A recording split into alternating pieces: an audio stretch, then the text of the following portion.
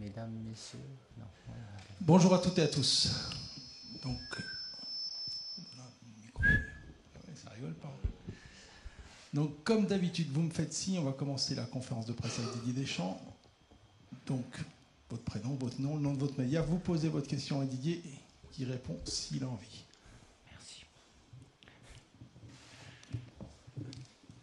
Bonjour Didier, Giovanni Castaldi, la chaîne L'Équipe. Malheureusement, ces derniers temps, il y a eu pas mal de petits pépins physiques pour l'équipe de France. Est-ce qu'on peut avoir des nouvelles de Kylian Mbappé et savoir s'il y a d'autres potentiels absents par rapport aux joueurs que vous avez convoqués? Merci.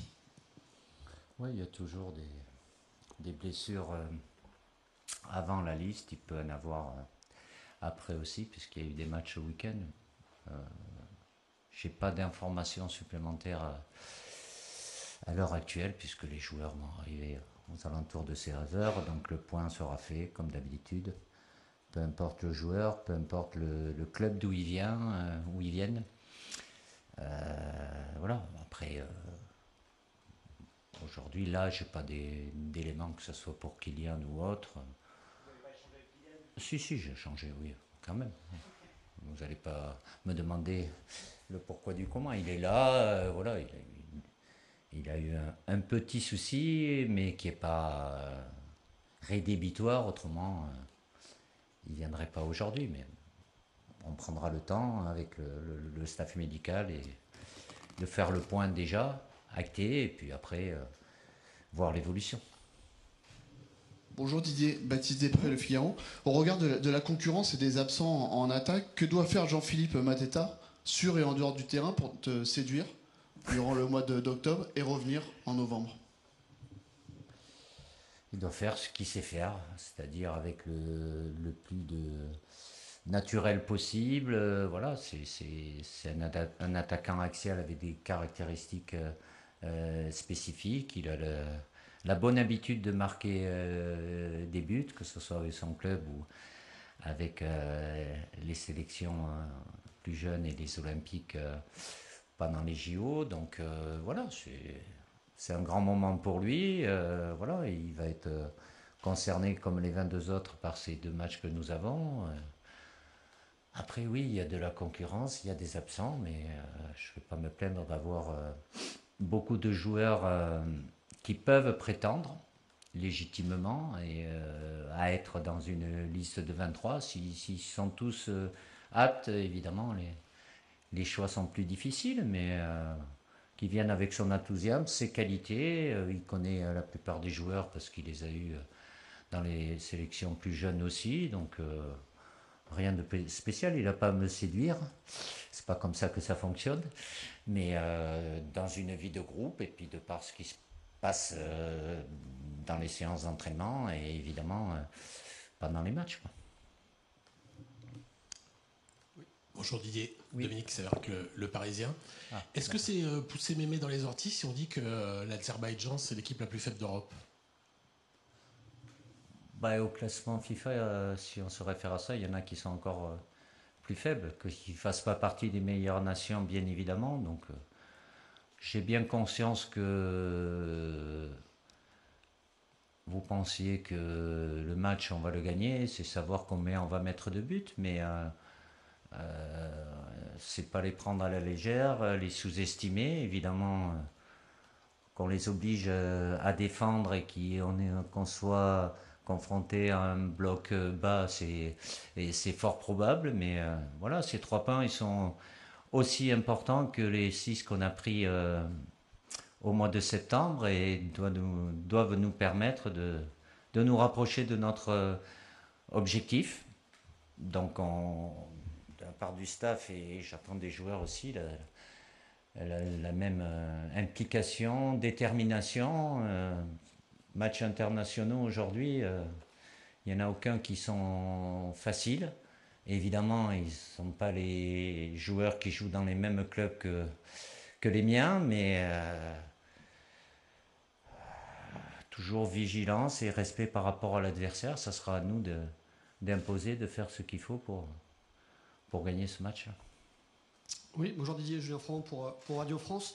Warren Zaïre-Emery n'est pas avec vous, il est agent de sous chez les Espoirs. Est-ce que vous avez échangé avec lui sur cette présence chez les Espoirs et avec Gérald Baticle? Merci.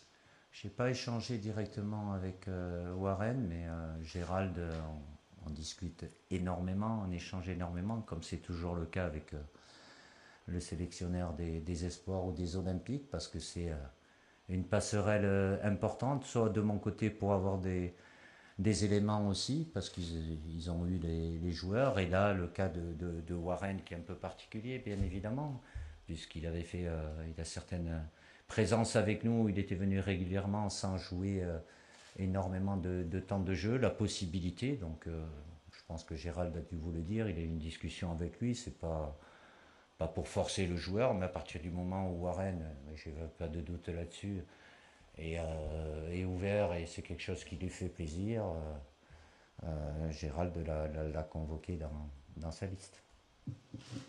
Bonjour Didier, Xavier Giraudon, InfoSport Plus Canal. On va parler de Khéphren Thuram. Diriez-vous qu'il a progressé? Il a 24 ans, c'est pas un jeune joueur. Et s'il a progressé depuis un an, en quoi, selon vous? Merci. Oui, il y a une progression, il y a surtout beaucoup plus de continuité dans ce qu'il fait. Il était capable de faire de très très bonnes choses, mais de les répéter comme il doit le faire avec la Juventus tous les 3 jours. Donc oui, il a gagné en maturité et dans le fait je le répète, de pouvoir faire des performances régulièrement. Donc il a gagné en confiance, en expérience aussi. Évidemment, c'est pas un tout jeune joueur, mais c'est un jeune joueur quand même avec un très gros potentiel, mais voilà, il y avait un peu d'alternance entre les périodes où il était bien, même dans un même match, et les périodes où on le voyait mieux. Là, c'est beaucoup plus consistant, et la saison dernière qu'il a effectuée était dans ce chapitre-là. Bonjour Didier, Denis Ménétrier pour Le Monde. Oui. Je voulais vous parler de Michael Olysée, qui s'est affirmé. Michael Olysée, qui s'est affirmé sur les 3 derniers rassemblements. Il y a un petit moment. On le décrit en interne dans un groupe comme quelqu'un de discret. Comment vous qualifieriez sa personnalité? Est-ce que vous pouvez nous raconter le Michael Olysée de l'intérieur? Non. C'est Michael discute avec l'ensemble des joueurs, bien évidemment. Il est arrivé juste derrière les JO où il avait été très performant, évidemment, en changeant de club, en allant au Bayern de Munich. Il a dû s'aguerrir aussi, ça a mis un petit peu de temps avec nous. Voilà, il est plutôt réservé, timide. C'est peut-être lié aussi avec la barrière de la langue. Il maîtrise sans doute mieux l'anglais que le français, mais il fait des efforts aussi là-dessus. Voilà, il y a des caractères et des personnalités différentes. Le plus important, c'est ce qu'il est capable de faire sur le terrain. Et évidemment, c'est très positif parce qu'il amène beaucoup plus de continuité, évidemment, avec son jeu, son pied gauche. Il y a une touche technique qui l'amène à être très souvent décisif, que ce soit par des passes et par les buts qui marquent. Donc, mais c'est quelqu'un qui ne recherche pas la lumière. Je ne pense pas que ça soit un trop bon client pour vous. Et les médias en règle générale, mais ce qui compte le plus pour moi, c'est ce qui se passe sur le terrain. Et c'est pas par hasard aussi. Il a un potentiel qui est énorme, mais c'est un grand professionnel. Voilà, il a en dehors des séances d'entraînement, il a des protocoles qu'il fait régulièrement. Voilà, tout est cadré, carré, et pour lui permettre d'être aujourd'hui avec certainement plus de tranquillité, beaucoup de confiance. Ça a été un peu plus difficile, mais ça fait partie de mon boulot aussi, de mon job avec le staff, de pouvoir accompagner quand j'estime qu'il y a tout ce qu'il faut, et des fois c'est pas des blocages, mais des paliers à franchir. Il les a franchis, ça se fait pas comme ça du jour au lendemain. Bonjour, Anthony Clément de l'équipe. Est-ce que vous nous expliquer concrètement comment on étudie un adversaire comme l'Azerbaïdjan qu'on ne connaît pas? Vous avez dit qu'ils évoluaient dans des championnats un peu confidentiels, et comment vous y prenez, comment on les étudie, et est-ce que ça a aussi de l'importance vraiment de les connaître aussi bien que des joueurs qu'on peut connaître? Ils sont supervisés. Je m'appuie, comme je le fais depuis le départ, sur des cadres techniques de la DTN ou des entraîneurs des équipes de jeunes qui font ça avec beaucoup de passion, de détails. Donc voilà, que ce soit évidemment, ils ont changé de sélectionneur entre les 2 matchs du mois de septembre. C'est avoir le maximum d'informations, que ce soit sur le plan collectif et individuel. On a toujours autant de vidéos, on a tous les matchs précédents aussi, qu'on regarde bien évidemment avec le staff. Et le moment important aussi, c'est l'observateur, comme ça a été le cas ce matin avant le déjeuner avec Johan Radé, qui les a vus et qui nous fait son rapport avec ses propres sensations, ressentis. Et c'est toujours des éléments, c'est des détails, mais j'aime bien ça, les détails, parce que même si évidemment je sais bien, quand je vais présenter, et c'est pas le Phare aux France, ça arrive avec d'autres nations qui font pas partie du quota européen. Je sais que les joueurs de l'Azerbaïdjan, ils connaissent tous nos joueurs. Je pense que l'inverse n'est pas vrai, mais ça fait partie aussi du haut niveau, comme je l'ai dit avant, d'avoir ce respect, cette humilité. Et c'est pas parce qu'on joue l'Azerbaïdjan que j'ai pas besoin de savoir sur leur sortie de balle, la possibilité d'avoir des systèmes différents, le positionnement sur les coups de pied arrêtés, défensifs, offensifs. On a toutes les informations, les détails qui, après, on fait le tri pour justement transmettre tout ça aux joueurs. Bonjour, Emmanuel Baranguet Oui. pour l'AFP. Lucas Chevalier connaît ses premières petites difficultés depuis qu'il a changé de dimension dans un club beaucoup plus exposé. Qu'est-ce que tu en penses, et que peut pour lui le sélectionneur, et que peut lui apporter l'équipe de France?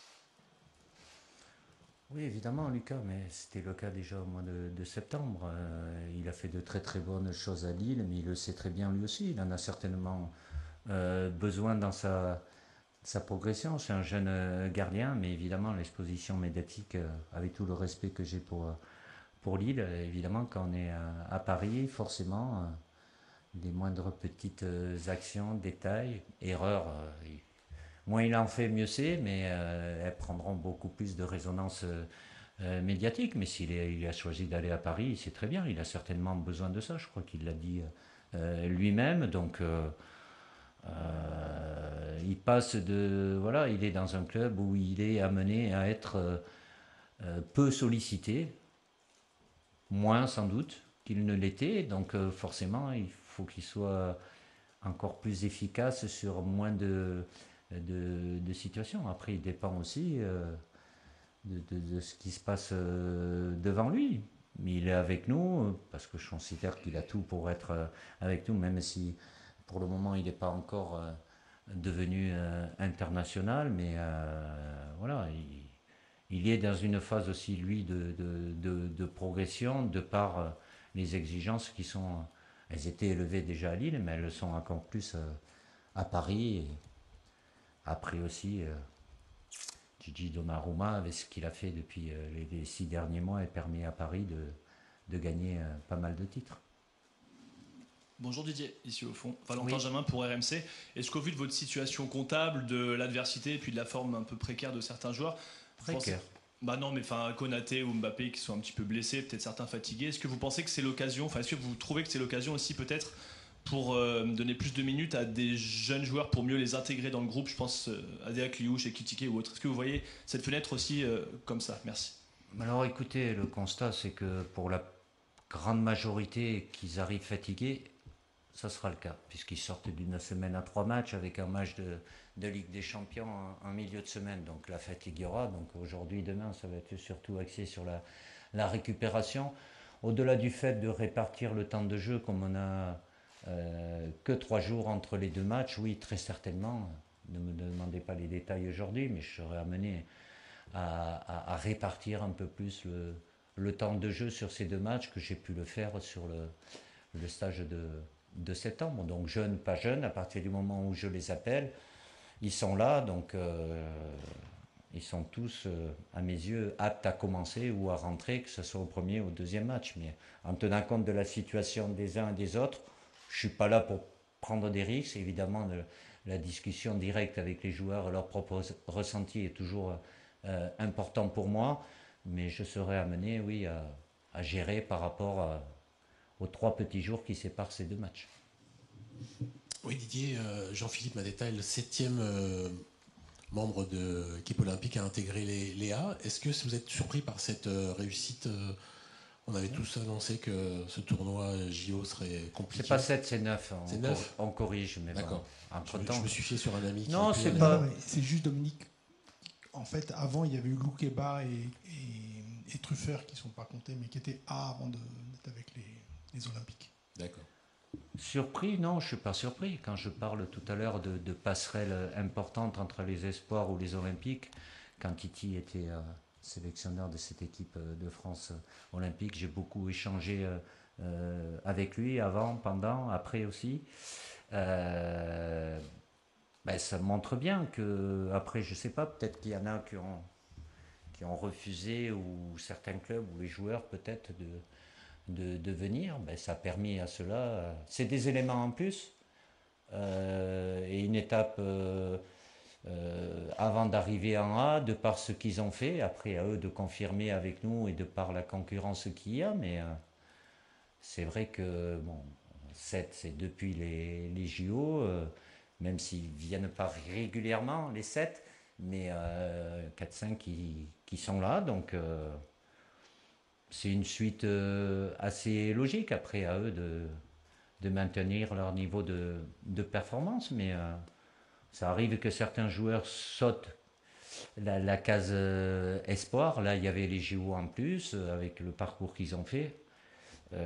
Forcément, ils se mettent plus en valeur par rapport à d'autres qui n'étaient pas là. Donc, et je me sers, je me nourris de ça et des informations que je peux avoir, que j'ai pu avoir avec Titi ou que j'ai depuis avec Gérald Batic. Rebonjour Didier. Un petit mot sur la défense. Lucas Hernandez revient très bien avec le Paris Saint-Germain actuellement. Sur vos choix en défense centrale, ça tourne très bien entre William Saliba ou Upamecano et Ibou Konaté. Est-ce que selon vous, la vraie concurrence pour Lucas, c'est plus sur le côté gauche avec les difficultés de Théo et la concurrence peut-être avec Lucas Digne?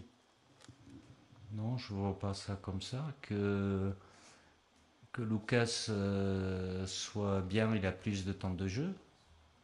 C'est arrivé après la sélection, donc je pense que la sélection lui a fait du bien aussi, comme ça arrive souvent. Quand ça se passe un peu moins bien dans le club, non. Lucas est plus, même s'il a eu à jouer poste de latéral, il peut ponctuellement, mais il est plus dans un rôle d'axial. Je ne suis pas d'accord sur Théo, tu n'as pas dû regarder beaucoup de matchs qu'il a dû jouer. Oui, mais il n'était pas au mieux puisqu'il n'avait pas joué de match officiel, comme je l'ai déjà dit, depuis le mois de juin. Donc entre juin et septembre, ça fait beaucoup. Depuis, il a fait pas mal de matchs où il a marqué 2 buts aussi. Donc évidemment, il sera mieux. C'est pas difficile que ce qu'il était, mais oui, il y a de la concurrence. Après, qu'il y ait de la polyvalence, comme évidemment Lucas a la possibilité, même Kama a eu à le faire très bien avec nous à Doha, où face aux difficultés, il a dû jouer arrière latéral, mais je le répète, c'est plus dans une position axiale et c'est là où je le prends aujourd'hui. Bonjour Didier, tout au fond derrière les caméras. Adrien Marchand pour l'AFP. Oui. Juste là. Oui. Justement, quand on joue des adversaires comme l'Azerbaïdjan et l'Islande, vous parlez de respect, d'humilité et d'implication des joueurs. Sur quel levier vous allez chercher vos joueurs pour qu'ils soient autant impliqués que sur un match face à une grande nation européenne? Comment on fait? À travers les discussions qu'on peut avoir, qu'elles soient individuelles ou collectives, voilà. Même si je ne peux pas empêcher, j'ai été joueur aussi dans ma première vie, inconsciemment, consciemment, que les joueurs peuvent penser, comme vous tous, que c'est pas savoir si on va gagner le match, mais combien on va le gagner. Mais pour arriver à ça, c'est faire tout ce qu'il faut pour ne pas laisser même des miettes à l'adversaire, quoi. Ça sera à nous d'imposer et pas commencer le match en se disant de toute façon on marquera un moment ou un autre, probablement, mais c'est dès le départ. Et donc c'est en concernant individuellement les joueurs et aussi sur un plan collectif, parce que je le répète, c'est mathématique. Ces 3 points-là, ils valent autant que les 6 qu'on a pris au mois de septembre. Donc c'est pas voilà, dire le match le plus important, c'est celui-là. Évidemment que le deuxième après, il sera certainement très important aussi, mais c'est celui focalisé sur ce match-là vendredi, quoi. J'ai une question sur les frères. Avant les frères Hernandez, il fallait remonter aux années 70 et aux frères Repellini pour qu'il y ait 2 frères en équipe de France. Et maintenant, il y en a 4. Et je voulais te demander, les 2 frères Hernandez, les 2 frères Thuram, et comment ils se comportent un petit peu dans le groupe. Est-ce que par exemple ils fonctionnent beaucoup par 2? Est-ce qu'ils sont un peu Comme plus des frères, taiseux, un peu plus extravertis? comme des frères. Il y a des blagues autour de Ils ça? s'appellent frérots, mais eux c'est des vrais frérots. Non, après qu'il y ait une affinité, oui, et un lien familial. Mais après, bon, je les suis pas systématiquement dans la vie de groupe. Quand ils sont dans leur chambre, ils sont pas forcément à côté dans le vestiaire non plus. Évidemment, ils ont ce lien de famille qui est fort. Tant mieux pour eux. C'est leur papa, leur maman, les parents qui doivent avoir une énorme fierté. Donc moi, j'adapte pas de gestion particulière, même si je peux plaisanter des fois avec les qualités de l'un par rapport à son frangin. Et c'est pas forcément le même caractère pour les 2 fratries d'ailleurs, quoi. Donc ni personnalité. Donc ils ont cette particularité-là qui est rare et qui remonte, comme vous l'avez dit, la dernière à très très longtemps. Donc moi je considère que sur le plan humain, c'est pas un critère de sélection, il manquerait plus que ça soit ça, mais c'est plutôt sur le plan humain quelque chose de très positif. Les autres leur font des blagues un peu sur ce sujet? Je sais pas, bon, je suis pas tout le temps avec eux. Bon, il y a un moment, hein, ils se connaissent, donc voilà. Ils se ressemblent ou ils se ressemblent pas. Ils sont frères. On va prendre une dernière question avec Anthony Clément de l'équipe. Ah, c'est la dernière qui souvent. Une question sur Adrien Rabiot qui avait un rôle un peu particulier en septembre parce que sa situation était particulière. Là, il est redevenu un joueur de club classique. Qu'est-ce que vous attendez de lui? Est-ce que ce sera forcément un rassemblement différent parce qu'il y a aussi l'absence de Giovanni? Oui, Adrien, et que ce soit sur le plan psychologique et sur le plan athlétique, avec ce qui s'est passé avant le rassemblement. Aujourd'hui, il a enchaîné des matchs plutôt bien, voire très bien avec son club. Donc, évidemment, il est dans de meilleures conditions. Je n'attends rien de particulier que ce qu'il faisait aussi, mis à part cette parenthèse de septembre qui était particulière, avec nous, quoi.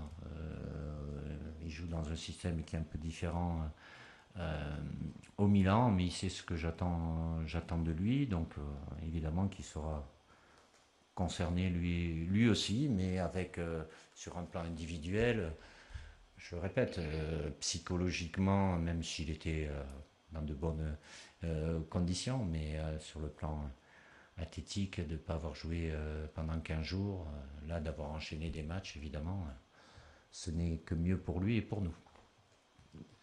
Merci Didier. Donc entraînement à 17h30 ouvert aux médias. S'il y en a qui ont des entretiens individuels pas tout à fait calés, merci de nous dire très rapidement parce qu'il faut qu'on s'organise. Et l'arrivée des joueurs jusqu'à 16h devant le château. Voilà. Parfait. À tout à l'heure. Merci.